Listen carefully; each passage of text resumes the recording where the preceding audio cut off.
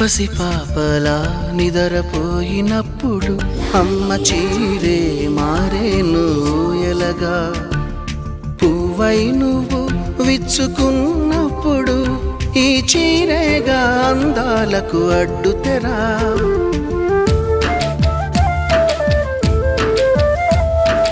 గాలి ఆడక ఉక్క పోసినప్పుడు ఆ పైటే గాని పాలిట వించామరా. ఎండావాన నీకు తగిలినప్పుడు ఆ కడ కొంగే నీ తలపై గొడుగు. విదేశాల వనితలకు సారెపోసి పంపేది భారతీయ సంస్కృతిని సగర్వంగా చాటేది.